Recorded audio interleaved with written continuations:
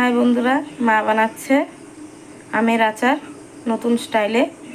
দেখে নাও কি কি মশলা দিয়েছো মা, বলো। হলুদের গুঁড়ো, জিরার গুঁড়ো, ধনিয়ার গুঁড়ো, লঙ্কার গুঁড়ো, আম কেটে নিয়েছে আর কড়াইয়ে তেল বসিয়ে দিয়েছে। ফোড়নে কি দিয়েছো? মৌরি। আচ্ছা, কড়াইতে মশলা দিয়ে দিল। এটা কষিয়ে নিয়ে মনে হচ্ছে আমটা দিবে, আমি জানি না, মা করছে।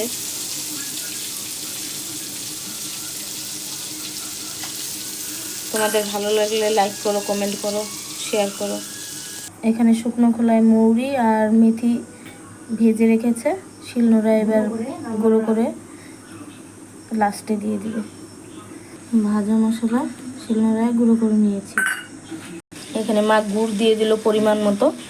আমটা যেহেতু একটু পেকে গেছে সেজন্য একটু মিষ্টিটা কম লাগবে। একদম কাঁচা টক হলে পরে মিষ্টি আরও বেশি লাগতো। এটা কষিয়ে নিয়ে মশলাটা তারপরে আম দিয়ে দেবে। আম দিয়ে দিয়েছে মা কড়াতে। তারপরে দেখাচ্ছি নামানোর সময়, ভিডিওটা বড় হয়ে যাচ্ছে। আচার রেডি। এখন ড্রাই করা মশলা দিয়ে দিবে, দিয়ে নামিয়ে নেবে। তারপর দেখাচ্ছি তোমাদেরকে।